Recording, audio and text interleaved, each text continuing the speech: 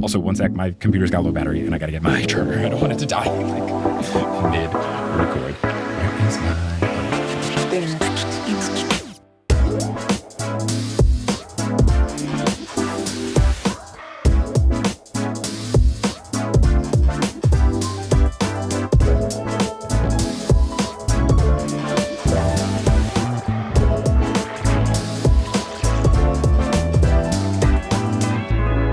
What's good? Thank you so much for tuning in to another episode of the Newest Olympian. My name is Mike Schubert. I'm the titular Newest Olympian. I am a grown man who never read the Percy Jackson books as a kid. I read them as an adult because I was determining if society had been sleeping on the Percy Jackson series, and I said yes. And now I'm seeing if society has been sleeping on the Heroes of Olympus series as well. I am on this quest joined once again by Thalia, our editor of the podcast. Sherry, how's it going? Still good. Good. I have been sitting in the same spot. It has been 7 minutes since I last spoke to you. I went outside to make sure that my wife and child were okay. I refilled the water and we're ready to go back into these chapters. Still coming to you from my roommate's walk-in closet. Look, it looks great. I'm also coming to you from a walk-in closet, which is the Shubio. I have more professional sound things on the walls in addition to clothes, because clothes just do a very good job of dampening. You have a couple of towels, and the fact that they're hair clipped together with, I don't know the name of the type of clip, but the one that you pinch and it has like the teeth. Yeah, claw clip. It's a great vibe. There's 3 claw clips holding my contraption together and 2 laundry racks stacked on top of each other. Look, I love it. If I didn't look so disheveled, I would probably post a video or picture of this onto the Instagram. Maybe, how about after this, can you take some pictures of your amazing setup? I'll do some 0.5s. Oh, yes, good. I know the kids are big with the 0.5s. So here are the 0.5s. Is it just be like how the Percy Jackson kids do No. it, where they like make themselves look goofy, or is it also for It's other? like all like Gen Z and younger, I would say. It just seems like everything is 0.5, Yeah, right? because Like we grew up with our parents zooming in on our faces and cutting out everything when they took photos of us. I feel like it's like a reaction to that, but also it's just funny. Like it instantly turns any picture into a meme. Yeah. Especially like when you do 0.5, but then hold it like really close to a forehead, you look like Megamind. Yeah, and I feel like the Percy Jackson kids do that a lot. It's also nice for like solo shots because like you can get more of a background in, because like the selfie cam is kind of like a lot in your face. Yeah, the selfie cam, especially because it does like the slight zoom thing too. Yeah. I don't know. I also like it because like the distortion on the edges is fun. It's like motion blur. I don't know. I see it. Where was I just recently where I heard someone taking photos? It might have been when I was on the Jersey Shore and people were taking photos and someone said, oh yeah, I got some 0.5s too. Like it just like super, and they were like high school kids. It was just like very natural. It's like B-roll, like BTS shots. Yes. It's just fun. Yeah. Not to be, I saw a TikTok about it. But I saw this one person post a TikTok a while ago that was like, it's how Gen Z sees the world. It's like a different perspective. Like boomers see it through like the 2x zoom where it's like everything's up close. We see it like, we step back, remove ourselves from the equation a bit. Fun. I like seeing like how tiny I am in comparison of my surroundings.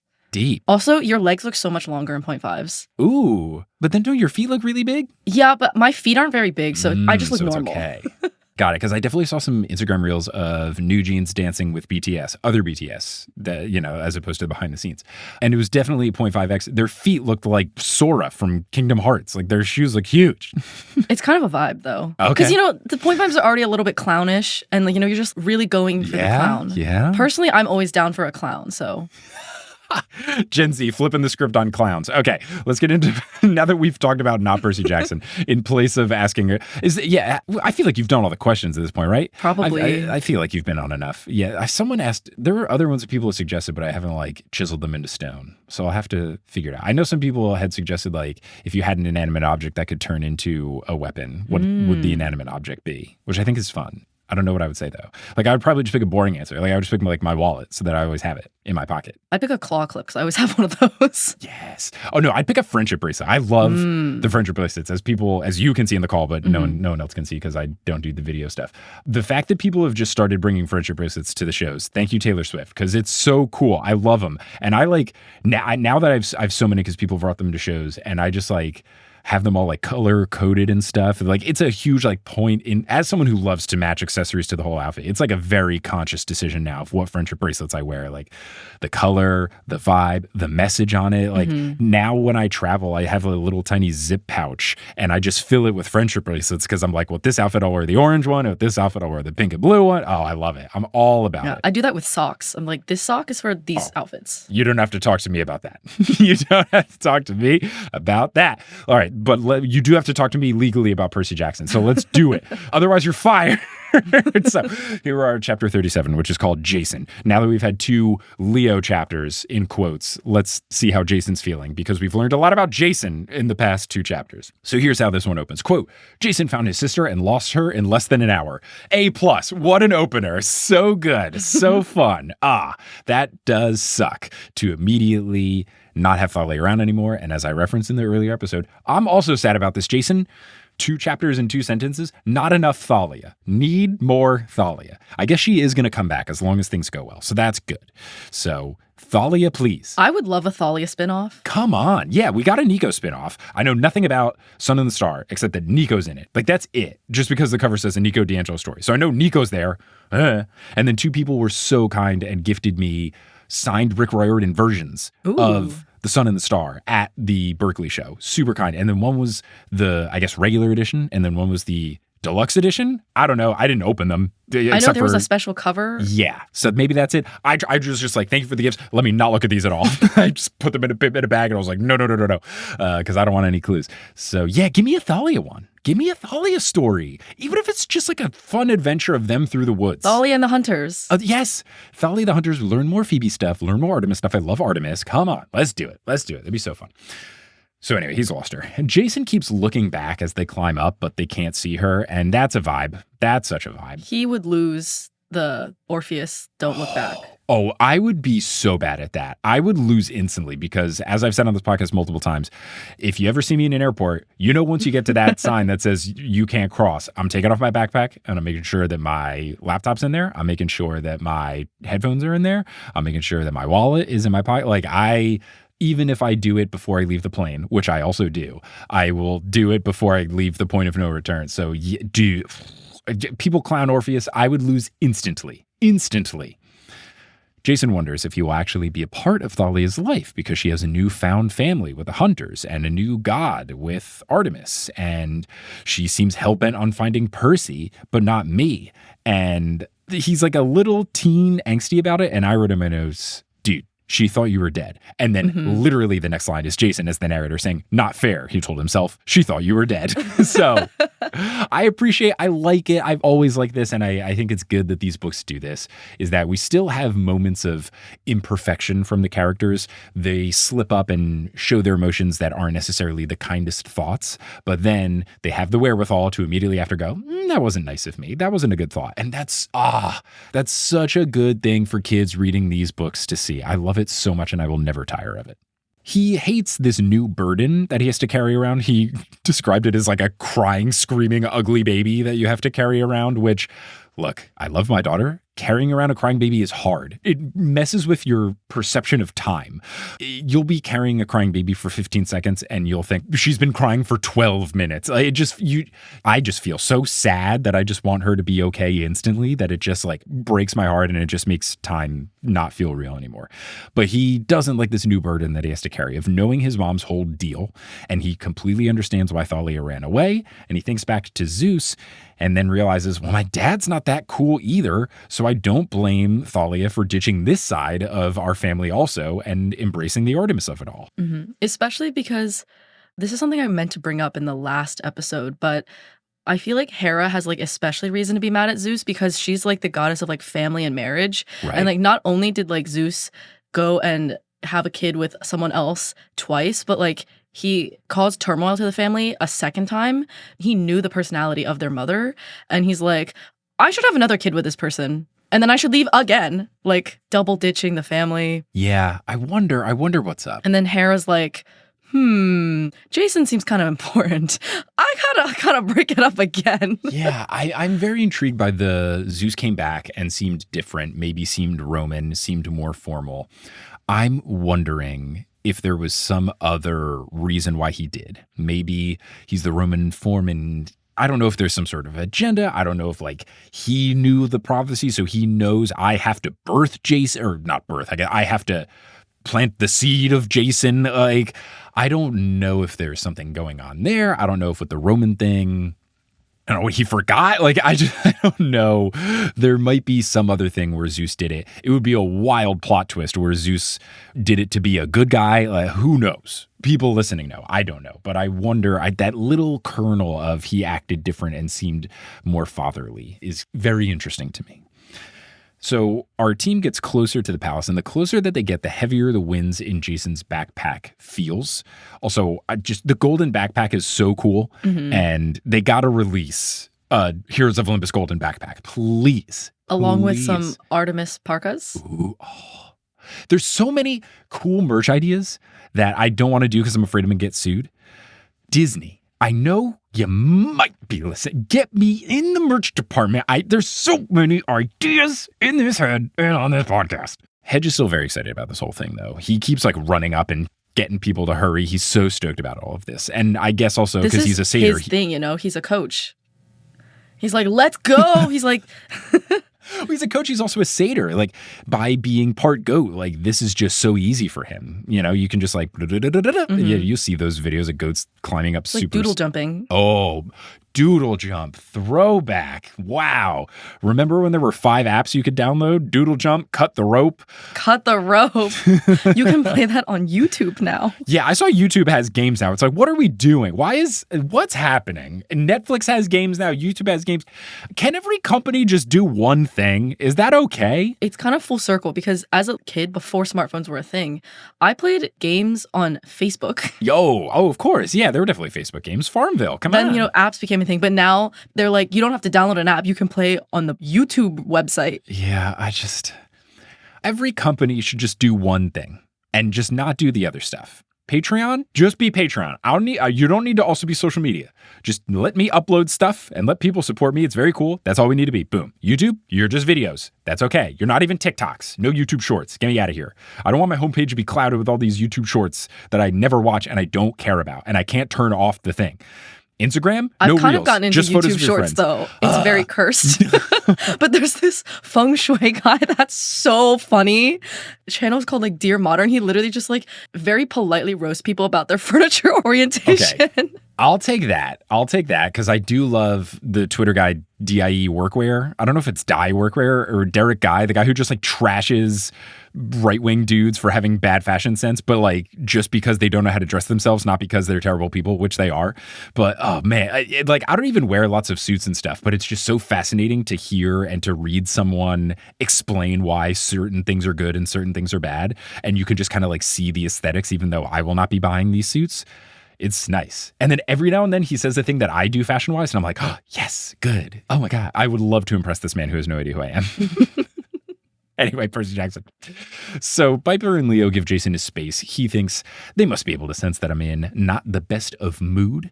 Piper looks worried, and Jason wonders if it's because of Jason almost dying, or if it's because they have this new plan to save her dad and Hera, and she is feeling the daunting elements of this being on the menu for what's in store. Jason's worried about Leo because he couldn't tell that he had smoke coming out of his ears and flames in his hair. So yes, we wondered, could Jason as the narrator have taken this into account? And it seems like yes. And he worries about taking Leo anywhere because if he can't see these obvious flame things, what's going to happen? Quote, Jason, imagine trying to get food at a restaurant. I'll have a cheeseburger and my friend's on fire. Get me a bucket. Jason's becoming more fun of a narrator and I really like it. It gives me a lot of hope for future Jason. I forgot that he was fun. As a kid, I was like, this guy is just like, he's just a guy. Like, I guess, I didn't think about the fact that he had amnesia, but like have a personality. Yeah.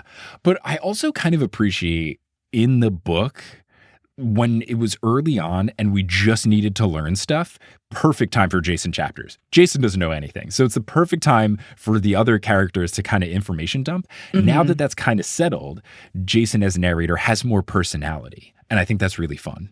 And I'm excited to see if by the end of the series, when I don't know if there's going to be some aha moment where it's just going to be like, I don't know, Jason levels up to level 2 and now he's unlocked all his memories or something. Like, I don't know if it's going to be a boom, you know everything, or if it's just gradual, or if he never learns what's going on.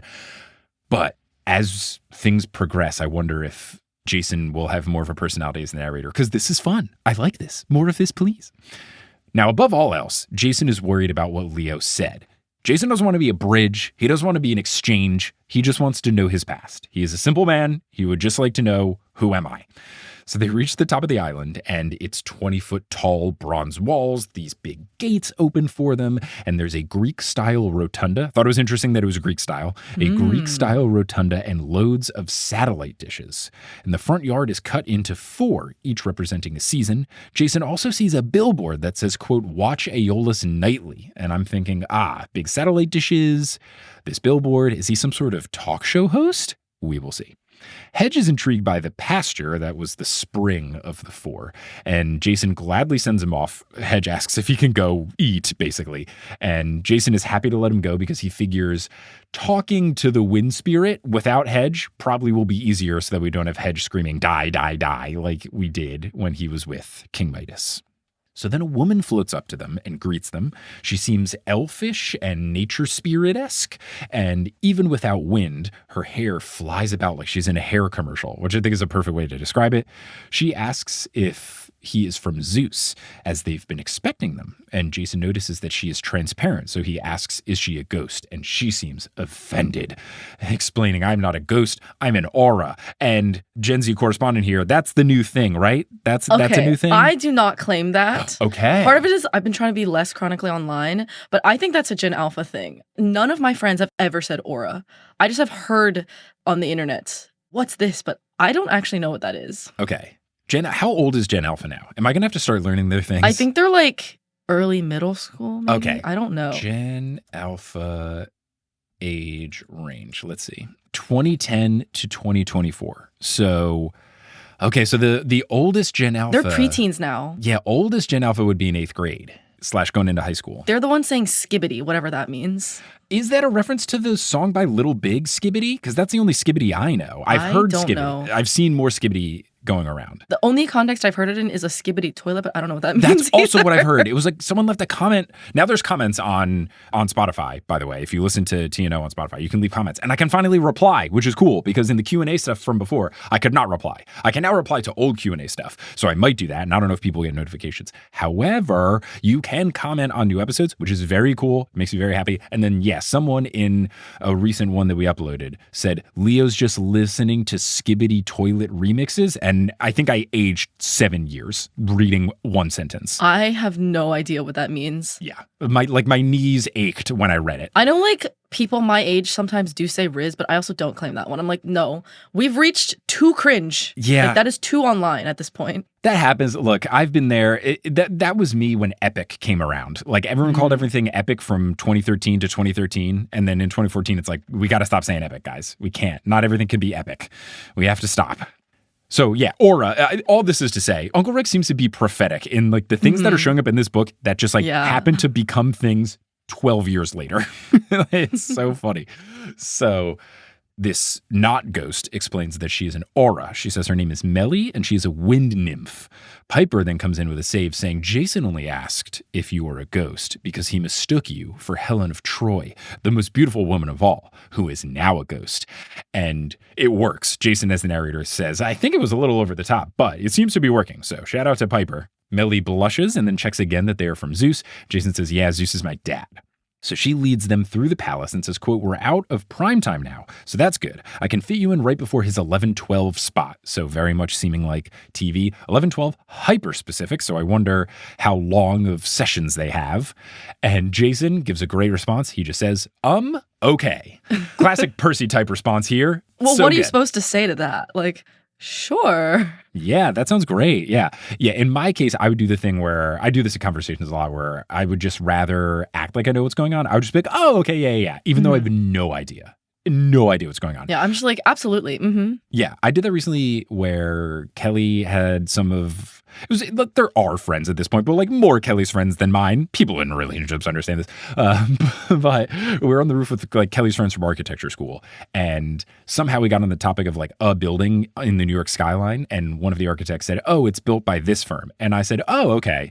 Just to like be polite. I have no idea what firm it was. And Kelly goes, you don't know who they are. And I was like, yeah, but I'm just trying to progress the conversation. But I probably should not have said that. So I need to get a little bit better at it. I've had many a conversation like that.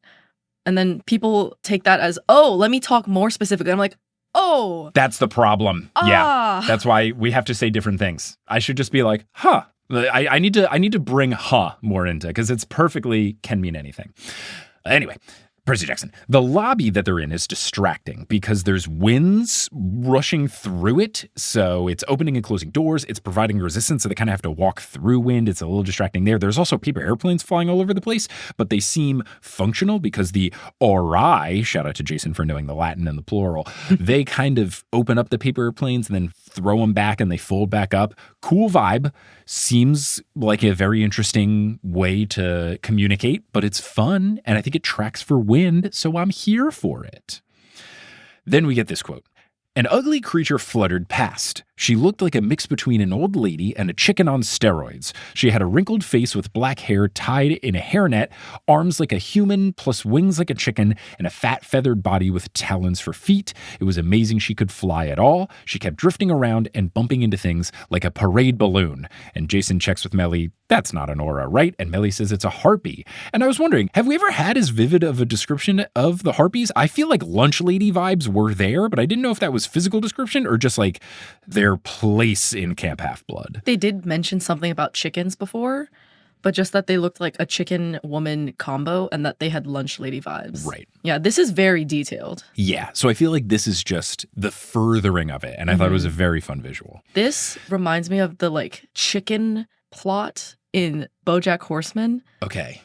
I stopped watching it around like season 4 because it just like, it got too sad. Season 4 is definitely the saddest, I would say. Like when I rewatch it, I kind of skip the end of season 4. Because that's where he like accidentally, the prom thing. Yeah. That after that season, I was like, I think I'm okay. Yeah. I feel like this was in like 5 or 6. There's this one part where like, because they're like, human animal hybrid characters. There's one like really sad episode where like this chicken farm, the chicken tried to run away because it became more sentient than like food chicken. Oh, but like the description reminds me of that a lot. Okay. Interesting. I don't think I'm going to watch it. I don't watch a lot of TV these days, especially like I don't watch a lot of TV in general. Don't watch a lot of TV these days now with baby. I just have my extracurriculars, and if I'm doing anything that's relaxing, it's video games because I am so sucked in to Hades 2 and Baldur's Gate 3. I also have not been watching much TV recently.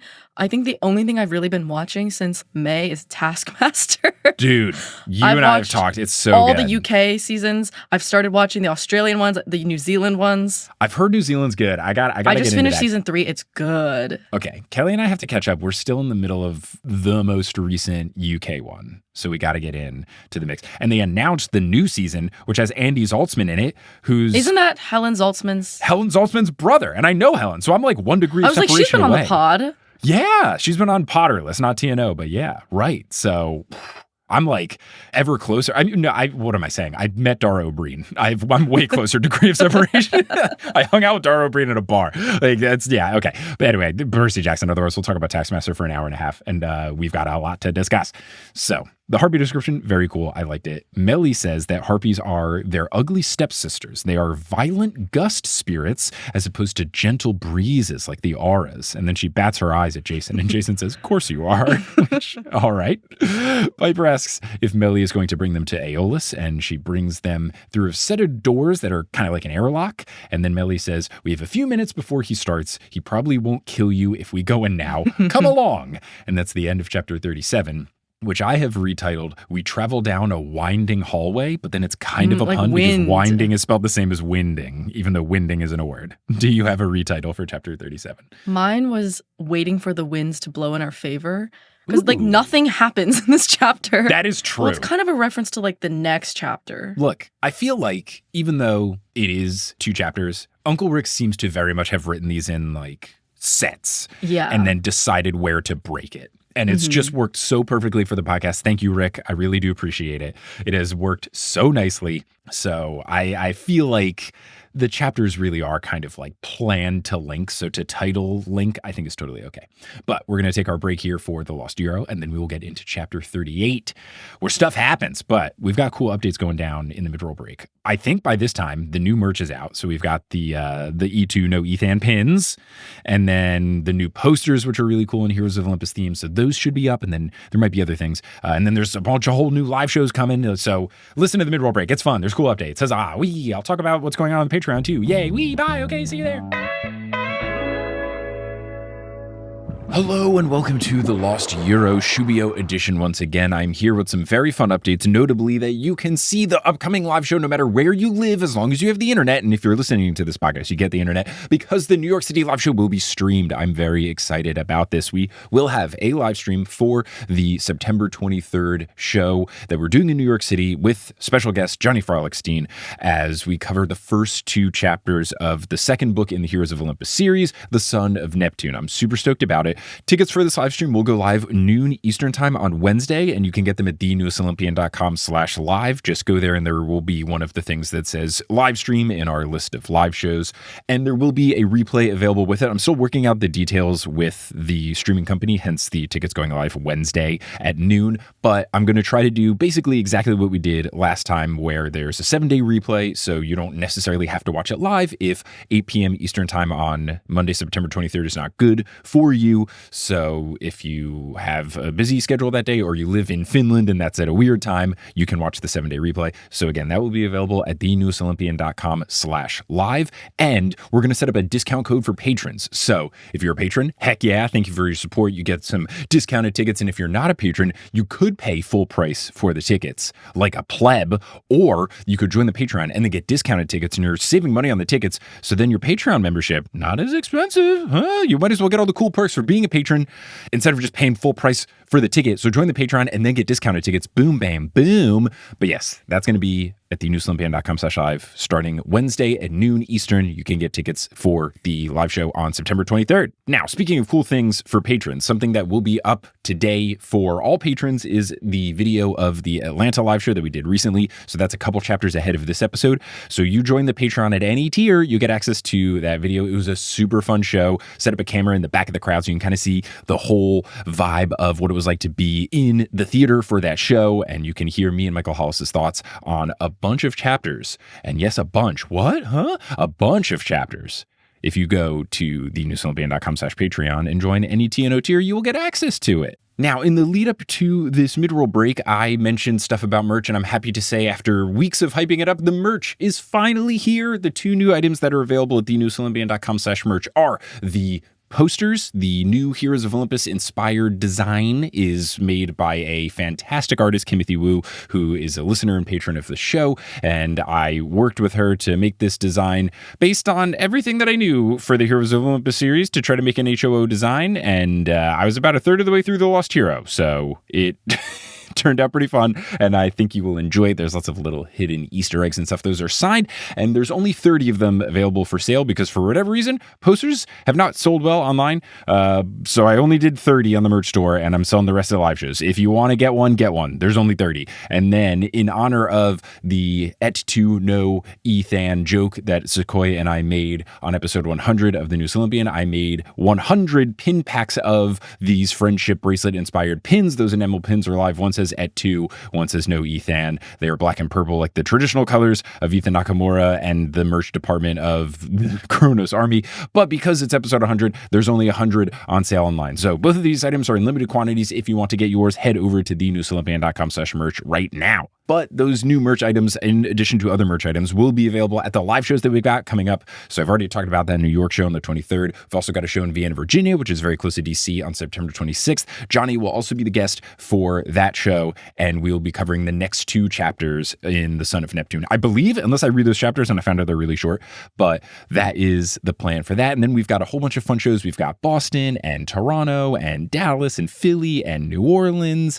and just a whole crap. Oh, there's there's going to be a new show coming up in Austin. We're having a show in Austin, Texas on December 16th. Tickets will go live on Friday, September 20th. That has been confirmed. So a lot of cool, fun shows coming up. You can get tickets to all of them at thenewsolympian.com/live. Some of them are getting close to selling out, like the early Boston show. So if you want to get on it, because I want you to be able to see the show if you want to see the show. So that's available at thenewsolympian.com/live. Now, I've mentioned the Patreon a couple different times here. I want to give a shout out to the folks who have joined the Patreon most recently. So shout out to our newest God tier patrons, Skybound, Brian Hyde Olson, and Pinecone Face. And shout out to our newest demigod tier patrons, Another Jenny, Shiyu, Aditya Moroju, and Roxanne Celeste. Thank you all so much for your support. May Hades bless you that if you ever need to sneak and get something out of a room where someone is already sleeping and you don't want to wake them up, you can do that. Hades in Hades the video game has a sneaky power. And I may or may not sometimes leave things in the rooms where my wife and/or child are sleeping and I got to go get my headphones or whatever. So if you are in a sneaky sleeping situation, I hope that Hades blesses you where you can be sneaky around the sleepy. Now, if you're all caught up on the News Olympian and you're looking for a new podcast to listen to, you are in luck because I make a whole bunch of them. And if you like this one, you'll probably like those. And one that I think you would really like if you like TNO is Potterless. Potterless is basically the precursor to the News Olympian. It's the first major podcast that I made. It was me covering the Harry Potter books for the very first time. Similarly, never read those as a kid. There's over 200 episodes of that podcast. A lot of familiar voices from TNO were also on Potterless, and you can hear me go through the books and then the movies and the spin-off stuff. And then you can hear me trash J.K. Rowling and only cover fan-made stuff for about a year before I started TNO. So lots of good stuff over at potterlesspodcast.com or by searching for Potterless wherever you get your podcasts. Now, unless you're listening on Patreon where you get access to ad-free episodes, you're going to hear words from a few sponsors to make it feasible for me to be a full-time podcaster. Some of those ads will be read by me and others of them won't be. The ones that aren't read by me are inserted locally. So if you live in Denmark, don't be surprised if you hear an ad in Danish. But once those ads are complete, we'll get back to this episode of The Newest Olympian. All right, and we're back. We're here to discuss Chapter 38, which is also called Jason. So it opens with a fun one. Jason's jaw dropped. I love when the chapter starts and I just know nothing. Like I'm already excited. I'm already turning the page and going, what's going to happen? And then the first sentence is just, it's really cool. And I'm like, what is it? It's amazing how Rick can start so many of these chapters, even though it's like directly following the previous chapter, kind of in media res. Yeah. Where, yeah, you know what's going to happen, but still, like, there's enough break. He'll just drop such a bombshell that you're like, huh? How did we go from there to there? Mm-hmm. So he's in shock of how big the fortress is and all the TV equipment. Leo is surprised by the giant pit down the center of the mountain. So Jason, as the narrator, says that there's all these holes, kind of like what was on the outside, and there's wind going through them and everything. But yeah, if you were mortal, you would just fall all the way down. So Melly is genuinely sorry and then calls someone to ask them to set up a floor. And I was thinking, oh, right, because everyone here can fly. They don't need a floor. Because at first I was like, what is going on? Why is there a hole? So that was fun. What's also fun is the person that she talks to is named Nuggets. Mm-hmm. And at this point, I didn't make the name connection, which becomes more clear later. My initial thought was Nuggets. Is this because they're in Colorado? Like the Denver Nuggets? Is Rick secretly a Hoover? Now, we will see eventually that that's not the case, but it was my instinct because I just want everything to be basketball. That's why you have a basketball podcast. That is why I have a basketball. Everything should be basketball. It's perfect. The Harpies, like 36 of them, fly out and start constructing a floor. And Jason thinks, surely this can't be safe. But Melly assures him, no. They're very good. They're very good. So Jason is hopeful that Melly is correct because if he falls, but he can fly, so he should be okay. But then Piper grabs Jason's hand and says, if I fall, you're catching me. And Jason goes, oh, sure. And then he hopes he wasn't blushing. I love their continually confusing situation. Mm-hmm. And I do think it has progressed cutely enough that I think they can start anew and have a new fun relationship. We'll see how it develops. I don't know where it's going, but I think it's very cute and fun, and it's very obvious that they like each other. I'm here for it. Then Leo says, you're catching me too, Superman, but I ain't holding your hand. Great. Love the comedic relief from Leo. I feel like Leo's comedic relief works better when he's not the narrator, at least like the lines he says. But I do still appreciate Leo as narrator because he has funny descriptions of stuff, but I feel like his quotes hit harder when we're not having as much Leo in the brain, because then when he steps out and says something funny, it's like, oh yeah, right, Leo's here too, and he's a goofball. Yeah, I think with the narrator chapters too, you can see him like almost forming the joke. Mm-hmm. It's not as like out of left field. Yeah, and then you're thinking, don't say that, Leo. Oh, Leo, no, please. Yeah, like calling Thalia really hot to her face. Not even to her face. That's the worst of it. Like, he says it to Jason, but loud enough for her to hear it. It's so bad. Like, there's an artful way to do that kind of thing, but like, that's not how you do it, man. Come on. Come on. Anyway, Melly then leads them towards the middle of the chamber, and then there is a loose sphere of flat panel video screens that just like floats like a control center. And then there's someone inside hovering, checking all the monitors and reading all those paper airplane messages. He pays them no mind at all. And then here's what I thought was interesting. Millie pushes away a quote 42-inch Sony out of their way and leads them into the control area. Why the Sony call out?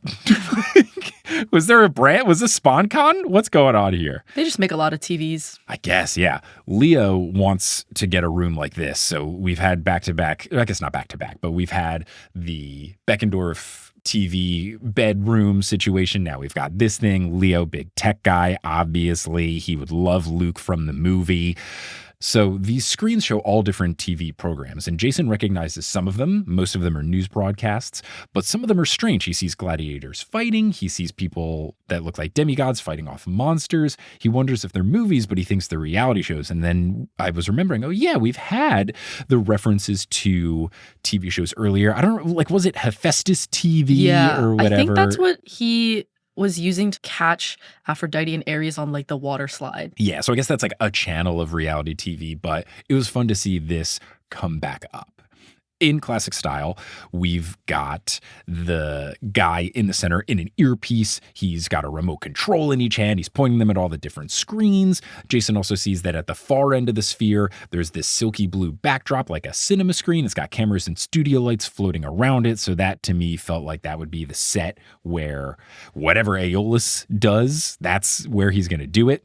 And then you get a description of the person on the earpiece. Quote, he wore a business suit that looked like the sky, blue mostly, but dappled with clouds that changed and darkened and moved across the fabric. He looked like he was in his 60s with a shock of white hair, but he had a ton of stage makeup on, and that smooth plastic surgery look to his face. So he appeared not really young, not really old, just wrong. And that I think is the perfect description of people like the Real Housewives. They get all sorts of Botox and lip fillers, and just like they look rough. You look like slightly wonky because the proportions are just I just don't weird. I don't get, and to each their own. Like, I know it's becoming more and more a thing of people getting Botox at younger ages. Like, I'm not gonna yuck anyone's yum, but like when you get to the level of like people on Broadway reality shows, it's just like you just don't look like a person anymore. Yeah, you just look like this weird like idea. You kind of look like an AI generated person. Right, you look like someone else's idea of what a human is supposed to look like. It's just unnerving. It's so strange. I don't understand it. The description continues, just wrong, like a Ken doll someone had halfway melted in a microwave. His eyes darted back and forth from screen to screen like he was trying to absorb everything at once. He muttered things into his phone and his mouth kept twitching. He was either amused or crazy or both. And by the end of this description, I realized, oh, this isn't like the director. This is Aeolus. He's taking in all the news because he's giving some sort of news broadcast. So it was interesting just when it was being described. I went through like a range of emotions of who this could be. Even early on, when they had the suit with the sky, that's a description I've heard of Uranus before, where like his skin is sky patterned. Oh. So for like a half a second, I was like, no. Not. No. Surely we'll meet him later and he'll be different. Like, no. Melly floats up to him, addresses him as Mr. Aeolus, and starts to introduce the team, but he silences her, very rude, and then he points to one of the screens, and it's a storm chaser program like Twister, and you've got the thrill seekers looking after the tornadoes, and Jason sees just a huge funnel cloud tossing a Jeep, again, more brand references, and then Aeolus is very happy. He's an American. He is an American, you're right. Jason immediately notices, that's a Jeep, I know what a Jeep is, I'm an American. And Aeolus is very happy. He says that this is the Disaster Channel. He then turns to Jason and says, isn't that amazing? Let's watch it again. So this is like the storm chaser car is like driving in and getting sucked up. It's like, dude, that I don't know. Just not a great introduction to Aeolus. He clearly has no regard for mortal lives. And Meli then tries to introduce him as son of Zeus. And Aeolus says, yes, I remember you're back. How did it go? And Jason is very confused, and I am very intrigued at this point in time. Jason is convinced that he's mistaken him for someone else, but then Aeolus goes, no, Jason Grace, are you? It was, what, last year? And I wrote in my notes, last year? He says, quote, you were on your way to fight a sea monster, I believe. And just, what is... Just casual lore drop. Aeolus has been here for 2 sentences, and I am just on my butt on the floor. Like, what is going on here? Just, you have rocked my world in 2 quotes. What's going on, man? Jason says he can't remember, and then Aeolus chuckles about this, saying that it must not have been a very good sea monster. He says he remembers every single hero who has come for aid, Odysseus, for example, and he says, well, at least you stayed for only a few days because Odysseus was there for a month. Then he says, watch this video. These ducks get sucked straight into, and I do like Meli trying to keep him to task. Every talent needs someone keeping them in line. She reminds him that it's 2 minutes until air. And his response, air. I love air. Like, at this point, I was so confused. Like, what is this guy's vibe? Like, is he good at his job? Is he bad at his job? He is my favorite random character in this series. Yeah, he's all over the place. And I'm so intrigued. And now, finally reading this, I thought, okay, now I know I cherry picked these chapters because Aeolus is a lot of fun. Yeah. He's at least very interesting. So he says, air, I love air. How do I look? Makeup. And then you just get a bunch of brushes and blotters and cotton balls just like in the wind all upon him. And narrator Jason about this says, quote, wind swirled through his hair and left it sticking up like a frosted Christmas tree. I gotta respect the volume game. That's some good volume. I highly respect it. Good for him. Jason then takes off his golden backpack and presents the storm spirits to him. And Aeolus is very excited, acting like it's a gift from a fan. So good. Such a good vibe. But not only a gift from a fan, but specifically something that he didn't really want. Well, how nice, he says, which I've been very fortunate that people give me some very nice things at live shows and people send stuff to the P.O. box, and it's all very nice. I fortunately have never had to deal with the situation of like someone giving me something that I didn't think was really cool. That would be a hard situation to be in if you got something that just is sucky. But hey, TN listeners know what's up. I get cool things. Yeah, especially with like distant relatives. You're like, oh, yes, thank you. How am I related to you? Yes, I love this random scarf you gave me. I had a rough run with that when Potterless had been going on for a couple of years. We're just like, I was dating Kelly. I don't think we had been engaged yet. So people don't know me personality-wise enough to get me something that I would actually like. So they would just give me like Harry Potter anything.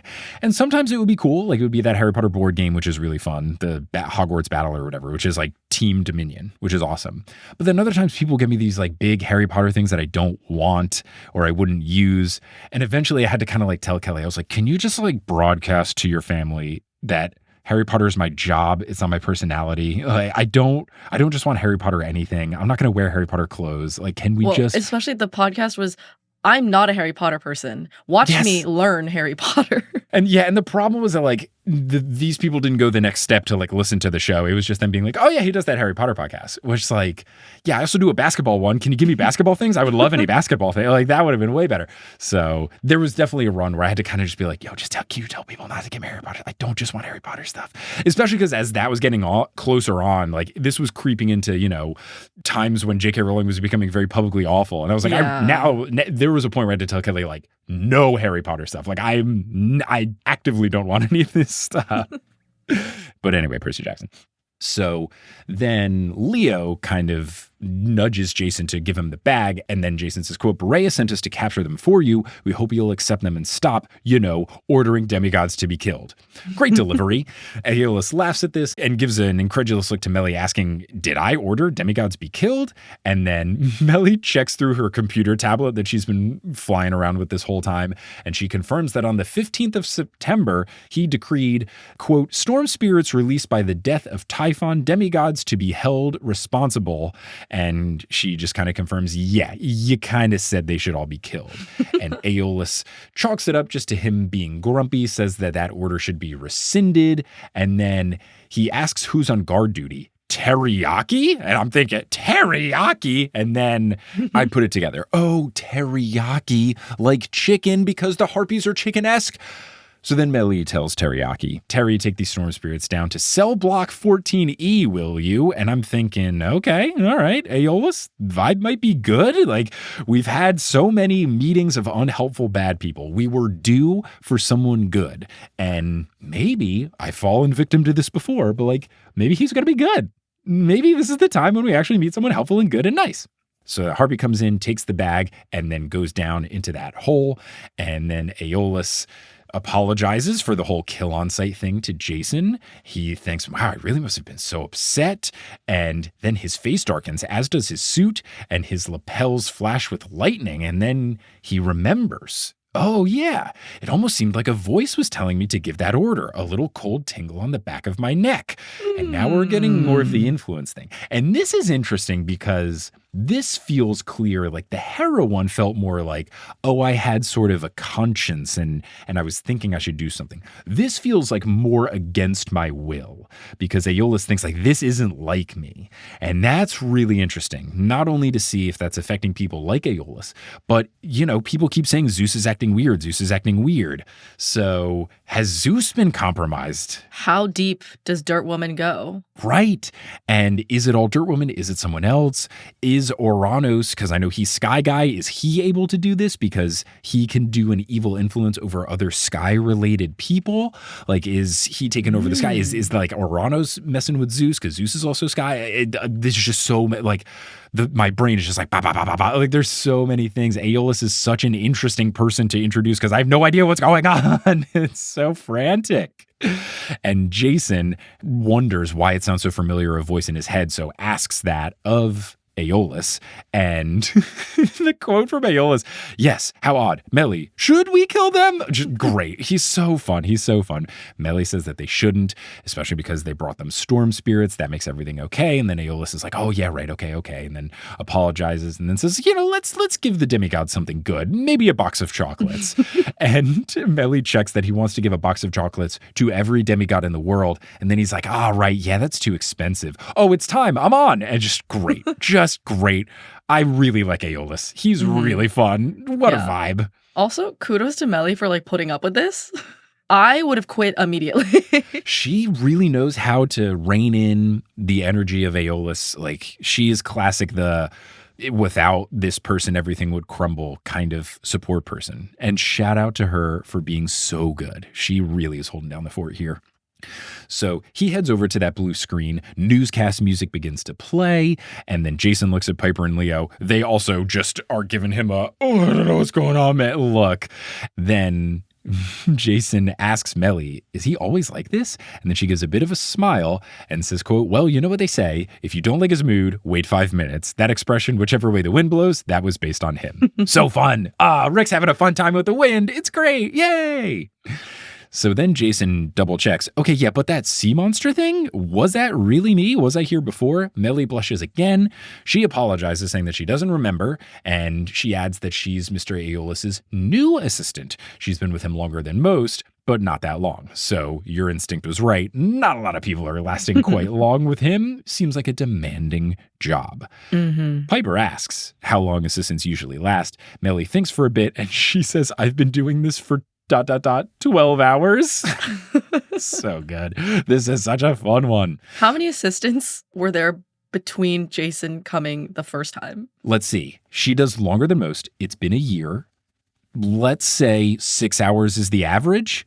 There's 525,600 minutes in a year. So 525,600 minutes, we would then divide by 60. So that's hours, right? 8,760 hours. Divide that by 6. If we're saying each one is less than about 6 hours, there's 1,460 assistants. Thank you for this Modern Muckraker mini episode on the newest Olympian. Yeah, not a long time. And then we hear a voice coming out of the floating speakers all around. And it says, and now, weather every 12 minutes. Here's your forecaster for Olympian weather, the OW, Channel Aeolus. 12 minutes for weather each time. I think that is kind of normal. I remember as a kid watching like the Weather Channel, not just like the website, the Weather Channel, but there was like a Weather Channel. Not just like part of other news? I'm pretty sure there was a dedicated Weather Channel, and it would do things like they do stories about storms and all that kind of stuff. But like, I think every 8 minutes, they would do a thing where it's like your local broadcast, like here's your local thing. And I'm pretty sure it would cycle every 8 minutes because you couldn't like do things on demand. So you would just turn it on and then just know like, okay, I won't have to watch more than 10 minutes and I'll know if it's raining or whatever. Because you couldn't just like pull out your phone. I'm pretty sure that's how it works. But I was like 8. So I'm not positive, but I think that was a thing. So weather every 12 minutes is like not that ridiculous. So all the lights shine on Aeolus. He's in front of the blue screen. He's got this bright smile. And Jason says that he looks like he's consumed so much caffeine that his face is about to explode. And then Aeolus greets Olympus. He says he's the master of the winds. He's got the weather every 12 minutes. He says stuff about winds over Florida. He makes references to the gods in it, like Demeter. He also has a Poseidon reference later, a Zeus reference later. So doing all these cities, like, it's a really fun weather breakdown. And he keeps going on like that for every part of the country. And he keeps changing his prediction. Jason says he changes his prediction 2 or 3 times as he got messages over his earpiece. Apparently, the gods are just putting in orders for various winds and weathers. And Jason thinks this can't be right. The weather isn't this random. And then Melly again gives a bit of a smile and then asks, well, how often are the mortal weathermen correct? And I'm thinking, yeah, I've definitely had my history of the weather people from TV show days and then also my phone being wrong. So like, yeah, I totally get it. My favorite is when it's very clearly raining and it's like, it's cloudy. I'm looking at the window right now. It's not just cloudy. Yeah, I will get like irrationally mad at my smart speaker if I'm like, hey, Google, is it going to rain in Astoria today? And then they'll be like, no. And then I'll be halfway in my walk to the grocery store and it starts raining. I'm like, I asked you a direct question if it's going to rain here. And it's raining. I gave you a specific neighborhood. Come on. Like, what are we doing here? Melly explains that at least Aeolus is trying to explain why it's so unpredictable by chalking it up to the different gods as the reasoning as to why things are happening. Just says it's a hard job for him to appease all the gods at once, and it's enough to drive anyone, but then she trails off. And Jason knows that she meant mad, and he's thinking, yeah, Aeolus is completely mad. And then Aeolus concludes his weather broadcast and says that he will see them in 12 minutes. And he even says, quote, because I'm sure it'll change. The lights shut off. The video monitors go back to all the different channels that they were showing. And then Aeolus just like immediately sags his face back down into the like, coming off from the high, which I get. Like when I do the live shows, you're doing it, you're performing, you're all here. And then you go into the green room for intermission. It's like, let me drink 12 bottles of water and relax for a little bit. So I totally get it. But he does have to re-put on the charm because he remembers that he has guests. So Melly finally introduces Jason to him as Zeus's son. And he says that he knew this and remembered this. And then Melly explains, but they're here from Olympus. And then Aeolus is confused. I was also confused because I was like, they haven't been to Olympus. I guess it's like on the orders of Olympus. It just kind of felt like a weird phrasing of it to me in the moment. I thought Melly was just trying to like get them to actually have an audience with Aeolus. Yeah. Because like she knows that like he doesn't want to actually speak with demigods based on like what happens later. She understands they want help and she's just like, yes, they're from Olympus. Remember? Right. At this moment when I was reading, I just like didn't understand what she was going for here, but it works. Aeolus is stunned. Then he kind of laughs and it shocks Jason a bit. And he's saying, oh, like you're here on behalf of your father. Okay, wow. And then says, quote, I knew they would send someone to renegotiate my contract. And Jason says his classic line, what? And Aeolus is very relieved. Quote, it's been 3,000 years since Zeus made me master of the winds? Not that I'm ungrateful, of course, but really my contract is so vague. Obviously I'm immortal, but master of the winds, what does that mean? Am I a nature spirit? A demigod? A god? I want to be god of the winds because the benefits are so much better. Can we start with that? So good. So good.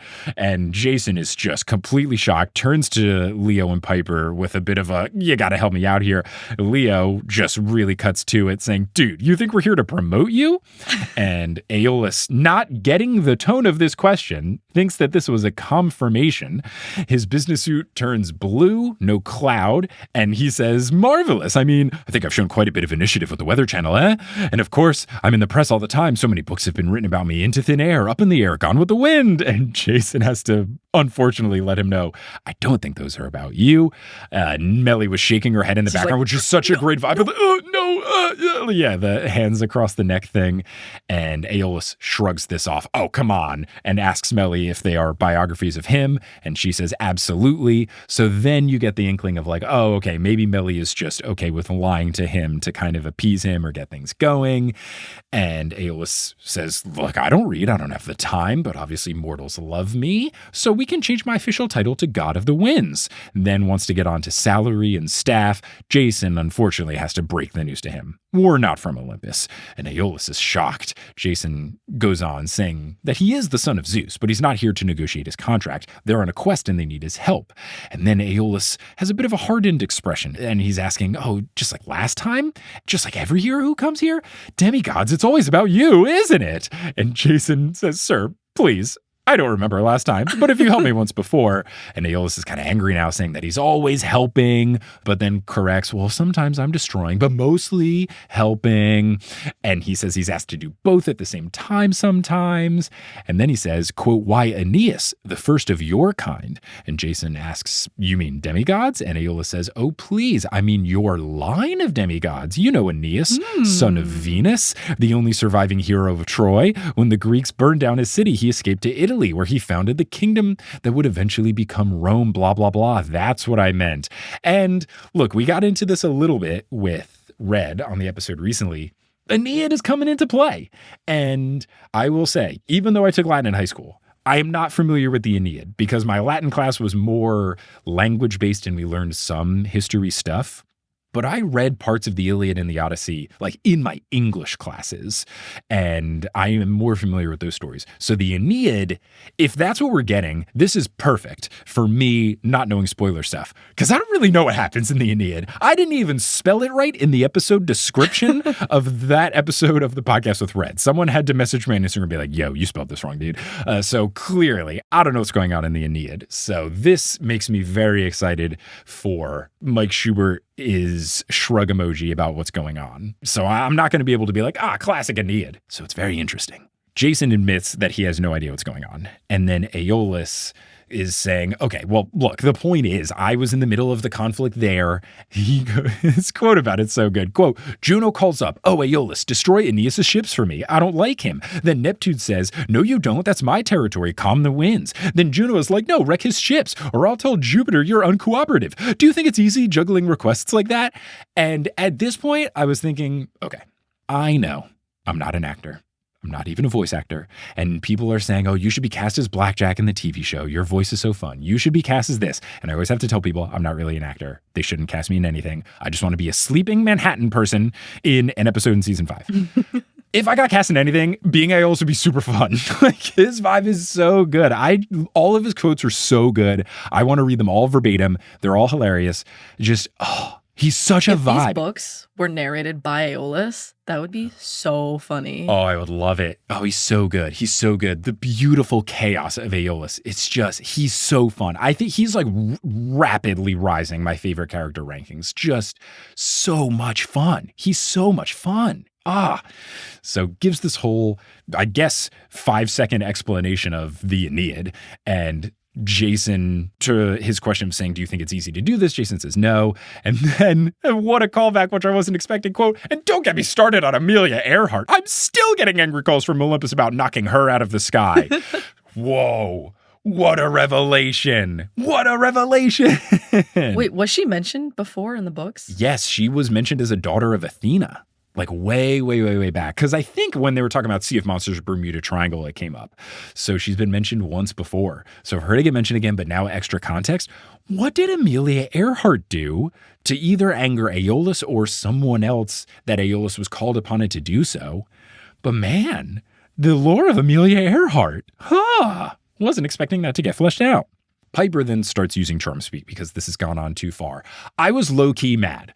I wanted more Aeolus stuff. I was like, Piper, come on. Like, let this chapter be 38 pages. I don't care. I know. Piper is definitely my least favorite out of the trio because I'm like, I feel like you're not the most fun. Yeah, I find her compelling as a character. I think it's fun to have a hero that for the first half of the book we couldn't trust. Her growth has been fun. Her situation with her dad and with Jason is interesting. But I would agree, she's the least fun. And it's even a thing even when I do like D&D and stuff, when I play my D&D thing with 20 to Midnight, I'm a bard and I'm very good with talky stuff. My character can, persuade and charm person and all that kind of stuff. I don't use those powers all the time because it's not as much fun just to be like, no, you're my friend now, let us go through. So yeah, like sometimes the fact that Piper is just kind of making people do whatever, it's not as much fun. We got to play into the chaos. Yeah. So specifically this time I was like, oh man, but I get it. It can't go on forever. We need it. So she tries to use a very calming voice saying that we need information and they have heard that he knows everything. So Aeolus kind of gets a little more put together, and I guess he is taking the compliment, saying, oh, well, that's true, of course. For instance, I know that this business here, and then he just gestures at all three of them, this harebrained scheme of Juno's to bring you all together is likely to end in bloodshed. As for you, Piper McLean, I know your father is in serious trouble. And then he holds out his hand and a piece of paper flies into his hand, and it's a photo of Piper with Tristan McLean. And it's funny, the description of it is a guy who must have been her dad. So I guess Jason canonically has not seen the poster yet. So he doesn't know what Tristan looks like. But Jason says his face does look familiar. And Jason thinks that, it looks like I've seen this guy in some movies. So I love that that's still there in the memory. Yeah. Oh yeah, I've seen this guy in some movies or stuff. That wasn't wiped. But anything that I know about this world, yeah. I know some movie stuff. So Piper is very surprised to see this because this photo is from his wallet. And Aeolus says that all things lost in the wind eventually come to him.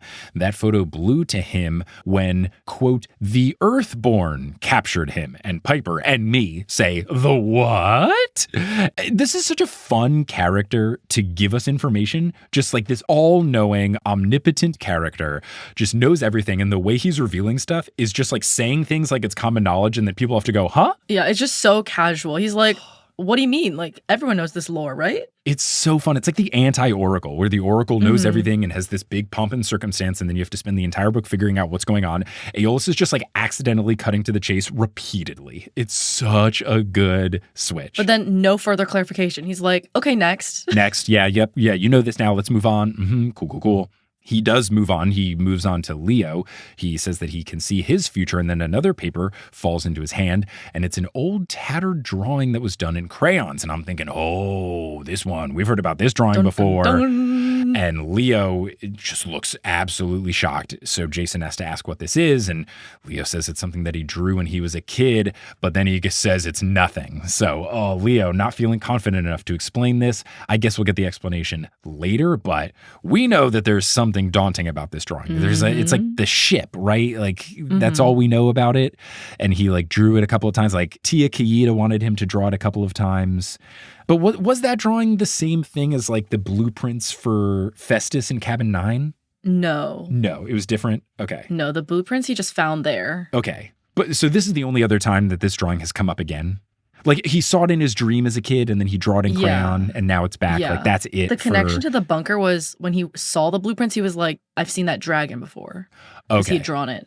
So he's drawn the dragon, but like the ship is different than the dragon? The drawing of the ship has the dragon on it. Oh, okay, yeah. So right. So he's drawn the ship with the dragon on top. Then he got to the bunker, saw the dragon, was like, that looks like the top of my ship. Yeah. Gotcha. Okay, cool. And the blueprint only had the dragon, not the full ship? Yeah, the blueprint was just Festus, like the body. Because he was trying to get the wings back on Festus when he was in the bunker. Yeah, and all the pieces were up there. Cool, great, cool, fun, sweet. Aeolus laughs at Leo trying to do this lie, saying, quote, really? Just the key to your success? Now, where were we? Again, what do you mean, man? What do you mean? He's so good at this. He's got me wrapped around his little windy fingers. Continuing, now, where were we? Yes, you wanted information. Are you sure about that? Sometimes information can be dangerous. And then he gives Jason a smile like he's challenging him, and Melly shakes her head again in a warning. And Jason continues on saying that they need to find Enchilada's lair. I'm just calling him Enchiladas now. Until I talk to Dr. Moya, he's just Enchiladas. Nice. And then Aeolus loses his smile and wonders why they would want to go see that giant, says he's horrible, doesn't even watch my TV show. But then Piper holds up the photo and says, he's got my dad. We got to rescue him and we got to find out where Hera is. And Aeolus says, that's impossible. Even I can't see that. And believe me, I've tried. There's a veil of magic over Hera's location. Very strong, impossible to locate. But then Jason tries to help a little bit by saying she's at a place called the Wolf House. And then Aeolus puts his hand on his forehead, closes his eyes, and goes, hold on, I'm getting something. Yes, she's at a place called the Wolf House. Sadly, I don't know where that is. I see it. So funny. He totally got me too. Because at first when he does it, I'm like, oh, nice, Jason. You said something to jog his memory. And he just does the, He's just like, hold on. Something's coming to me. What you just said. It's so funny. It's so funny. Gosh, Aeolus is so good. You are exactly right to call dibs on these chapters. This is the best part of this book. Like, this is so good. I'm loving this so much. At this point in my notes, I was just gushing over and over and over and over again about how freaking good Aeolus is. Oh, love it, love it, love it. He's down to clown. He is down to clown. Yes. We're back to clowns. Yes. So Piper says that Enchiladas knows where this is. So if you can help us find Enchiladas, we could get the location of Hera. And then Leo is catching on to what's going on, saying, yeah. And if we save her, she'd be really grateful to you. And then Jason finishes. This is just like bump set spike. Jason spikes with, and then you can get a promotion from Zeus. So just perfect setup, and that exactly works. Aeolus is very intrigued, and he thinks, oh, okay, all I got to do is give you the location and I'm going to get a promotion. And Jason tries to add on, if you could also get us there. And Melly, I also love how much of a team player she is, because she's saying, very yes and. oh yeah, you're right. She's saying he could do that. He can control some helpful winds. But Aeolus wants her to stop. He says, quote, I have half a mind to fire you for letting these people in under false pretenses. And then she apologizes for that. Jason says, look, it's not her fault, but could you help us? So Aeolus gives it some thought. And then Jason realizes that he's listening to voices in his earpiece. And then Aeolus says, well, Zeus approves, which is very interesting. Like, is Zeus trying to help out the kid here? Quote, he says it would be better if you could avoid saving her until after the weekend because he has a big party planned. Ow, that's Aphrodite yelling at him, reminding him that the solstice starts at dawn. She says I should help you. And Hephaestus, yes, very rare they agree on anything. Hold on. Like, oh, man. I'm the edge of my seat reading this. It's so intriguing. Zeus is talking to them. Zeus is being weirdly dopey. I don't know. It's very intriguing. Obviously, Hephaestus is trying to throw a bone to help Leo out as well. And you got to think, like, he's now on the call. It's all three of the all parents. Their parents. Right, exactly. Yeah. So you've got the whole trio's parents trying to help them out. I don't know if they're all together. I don't know if it's like 3 separate calls in his earpiece or whatever, but very, very interesting. And it's good to know, like, okay, their parents are trying to help them as indirectly as they're allowed to. Their parents are helping them, which made me feel really, really happy. So then Jason is thinking as the narrator, okay, finally some good luck. He smiles at Leo and Piper. And once this happened, I felt really bad. I was very pessimistic about how the rest of the chapter was going to go, because good things happening is one thing. The narrator recognizing good things are happening, that's not what we want. So immediately I was like, all right, what's going wrong? This can't be good. Then you hear a loud belch towards the entrance, and it's Coach Hedge. And I was not expecting this at all. I was expecting something terrible to happen, but Coach Hedge is here. And Coach comes in, and he's got grass all over his face. What is it? The gun that comes back. What is that guy's name? Chekhov. It's Chekhov's Coach Hedge. Chekhov's Coach Hedge. Chekhov's Coach Hedge. So Melly sees him coming, asks who that is, and Jason says, oh, it's just Coach Hedge. He's Gleason Hedge. He's and then he's not sure what to call him, which is exactly Coach Hedge. He does, as narrator, he wonders, do I call him teacher, friend, problem? And then he settles on guide, which, okay, that's fine. Like, I don't know that that's correct, but it's at least like the least troublesome answer that he could give. And Melly says he's so goatly, which has she never seen a satyr before? I'm very confused why she would say it like this. But then behind her, Piper poofs out her cheeks pretending to vomit. What is this anti-Hedge sentiment? Like, I know he's not the best towards them, or like they don't like him a lot, but like he has proven to be quite helpful. So I don't understand Piper being anti-Hedge here. Come on. What are you doing giving the like, bleh, fake vomit thing? He's part of the team. He saved you. Why are we anti-Hedge? I feel like it's like, someone is into someone else, which is hilarious because Piper, this whole book is like, Jason, oh my God. Oh, you think it's like... I think it's about the flirting. Oh, this is the flirting already. Just saying he's so goatly? But like, he's so goatly. Gotcha. Yeah. I guess the italics here would imply that given what we see later. So Hedge comes over, asks what's up, and thinks it's a really nice place. And Jason then introduces him to Melly. So here's where the flirting came into play. At that point in time, I was not getting it. Now when the flirting comes in, I'm like, oh, okay, all right, right. And then I remembered back to what we've got with my favorite person ever, Juniper. She's a nature nymph. So I guess it's just, oh, right, satyrs and nymphs. It's a thing. So satyr and wind nymph. My instinct was just like wind and goat, I don't get, but I guess it's just nymph and satyr is a thing. Nature and nature. No, that makes sense. That makes sense. So then we've got Hedge saying an aura in italics, the italics doing a lot. Beautiful as a summer breeze. And then Melly blushes. So I guess she must have said it like in a tone right away where Piper knew exactly what was going on because it took me longer to understand what was going on. But also she's, daughter of Aphrodite. That's like their thing. Oh, true. Yeah. She's like really, yeah, that's true. That's true. Jason says to Hedge that Aeolus is just about to help them. Aeolus says, okay, yeah. And then, I was so stoked about this because I had the initial guess way back, early episodes of the Percy Jackson era of the New Olympian. I thought Mount Diablo was going to be Mount Tam because it's got the evil sounding name. Then they say the landmark and the rolling hills. I was like, all right, could be Sutro Tower on Twin Peaks. And then now we're in the situation where I got back and I forget what live show this was at. I think it was at the Berkeley one. I was like, I think Mount Diablo is on the table. Like, it depends on how good your eyesight is if you're counting being able to see the Golden Gate Bridge from it. But like, Mount Diablo is back on the table. So I cemented it that it's either Diablo or Sutro Tower. And we've got Mount Diablo. I'm so excited that it's finally here. The prophecy has come true. I read these chapters on the flight after I finished editing that episode. Nice. I was like, ooh, Mike was so right. Because I didn't remember at all. I mean, look, I don't know what episode of TNO I said it, like when Mount Tam was coming into play, but like, I'm forever excited when these books take place in places that I've lived, because then I can dive deep and get stuff right. And for me to get Mount Diablo, like, of course it's Mount Diablo. Scary name. Let's go. I'm so excited. I don't care that I've gotten other predictions wrong, like way back. To think Mount Diablo into Evil Thing, super cool. And then to like get it not instantly, just because when they said Rolling Hill, I just thought it had to be like in San Francisco. When they said the rolling fog and the hills and all that, like, I just thought it has to be San Francisco proper, and Mount Diablo's on the East Bay. But then once Piper said inland, I was like, that's Mount Diablo, baby. And I'm so excited. Oh, let's go. Yes, let's go. So Leo, going on with Mount Diablo, translates for us and says Devil Mountain. That doesn't sound good. Oh, Leo. Oh, Leo. Piper says she remembers that place. She said that she went there once with her dad. It's just east of San Francisco Bay, which is a very...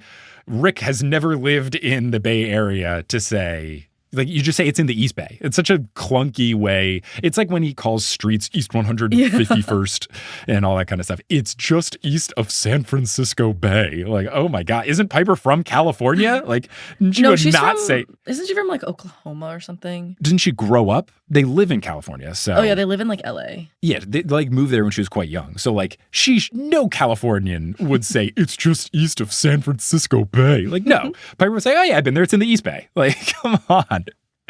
And I do love that Coach Hedge's question is like what I initially thought when these clues were happening earlier in this book. Coach Hedge says, quote, the Bay Area again. It's just like exactly my vibe earlier.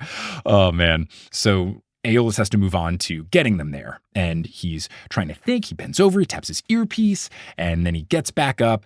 And then he looks a lot older and more frightened. And he says, quote, she hasn't spoken to me for centuries. I can't. Yes, I understand. And then he just like gives a different look to Jason and apologizes to him, saying, I'm sorry, son of Jupiter, new orders. You all have to die. So ominous. Very ominous. She hasn't spoken to me. That would feel like a Gaia thing, but I'm wondering, like, why would Gaia have control over the wind?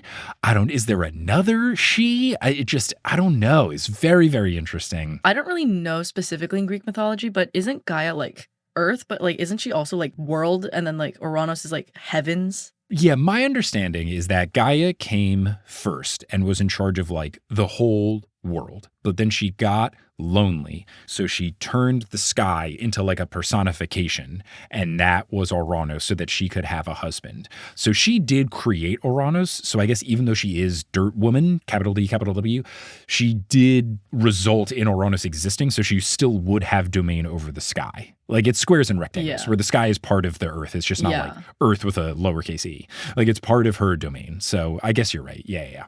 Melly is shocked and tries to say that Zeus, Aphrodite, and Hephaestus all told him to help, but then Aeolus snaps at her because he's got these new orders. He says her job's already on the line, and he says he has new orders that transcend even the wishes of the gods, especially when it comes to the forces of nature. So that's when I'm thinking, okay, yeah. Nature is the thing. He falls into that. Gaia falls into that. Okay. Jason asks, whose orders are these? He says that Zeus is going to fire him if he doesn't help them. Aeolus says he doubts it.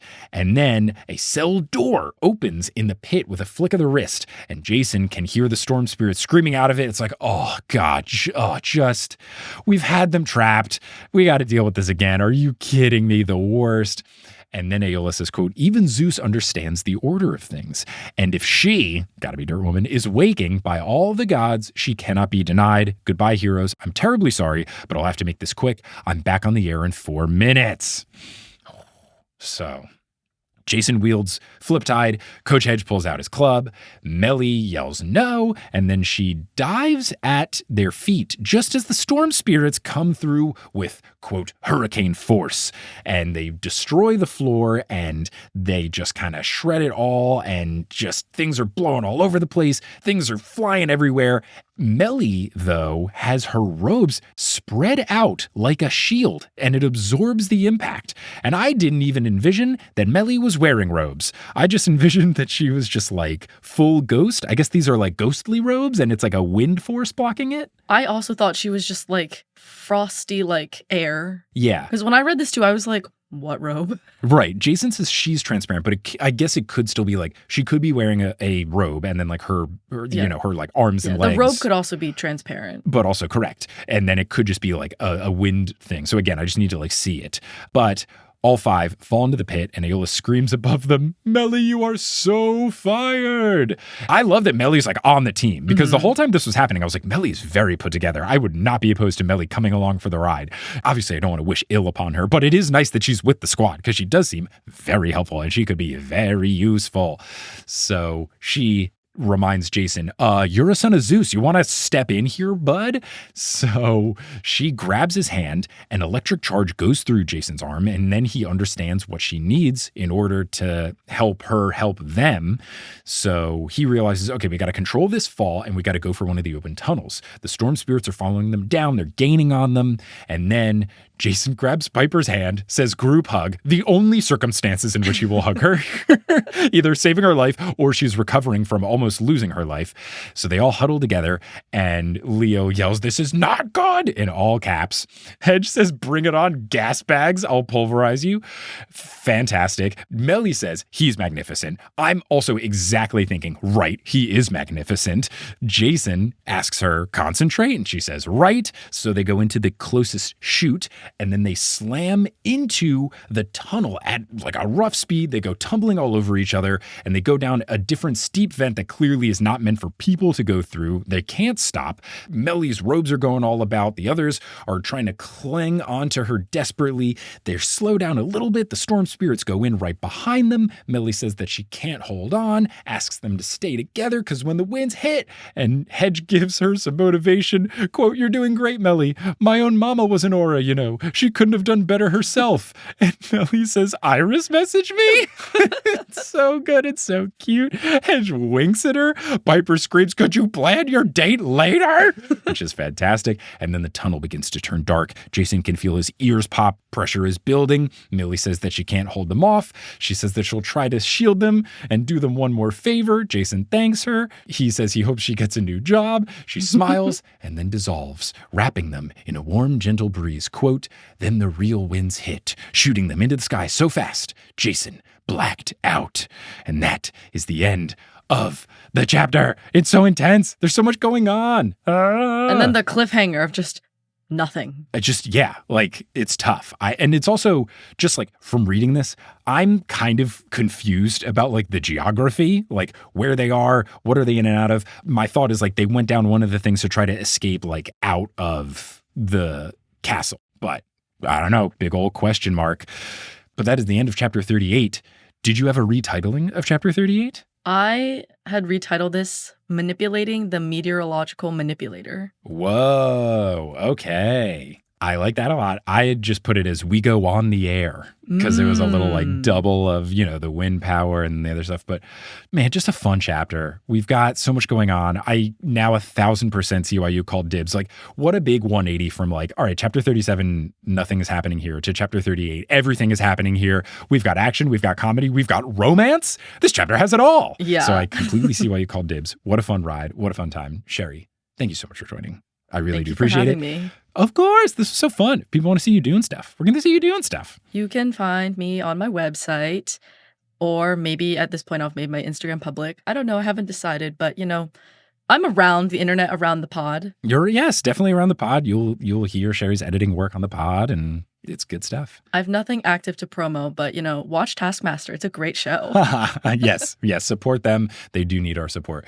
But Sherry, thank you for joining. Listeners, thank you for listening. And until next time, when we figure out where they're getting shot out of and what's going to happen next, can Jason fly with all of them? Who's to say? Until then, I'll see you later.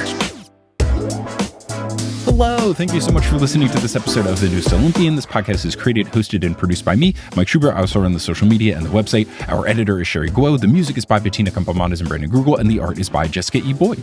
If you can't get enough of the podcast, you can get involved in a couple of different ways. First, you can support us on Patreon, where you get bonus content. You can go to thenewestolympian.com/Patreon. You can also find us on social media. We're at Newest Olympian on Twitter, Instagram, and Facebook. You can go to our website, thenewestolympian.com, to learn more about the show. You can check out live shows that we've got coming near you at thenewestolympian.com/live. You can check out our merch page at thenewestolympian.com/merch. That's also where the TN-Guo coffee lives. And for community stuff, we have a subreddit where you can chat with folks, reddit.com/r/thenewestolympian. And we also have the Discord, which is accessible to all folks on Patreon.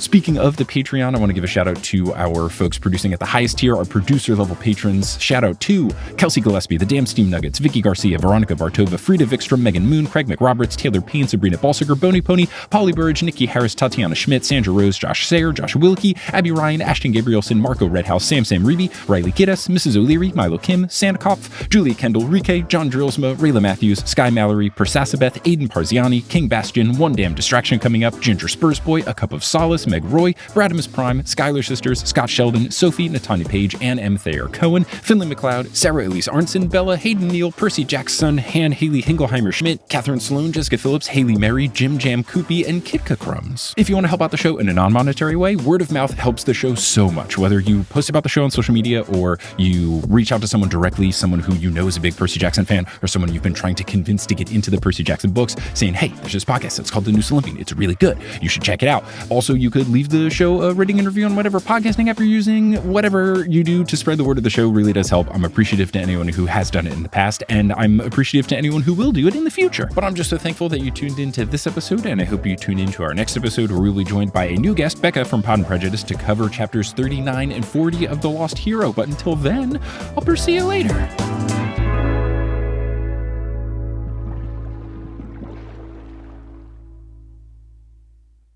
Hey friend, how's it going? It's me, ASMR Mick. So recently we took the little one to her first museum, the Noguchi Museum in Astoria, New York. And part of that museum has this very nice garden. And one of the things in the garden was this nice water fountain, not like a drinking one, but like a peaceful water fountain made out of this really cool rock. And I took a little voice note of it. That's going to be the ASMR Mick segment.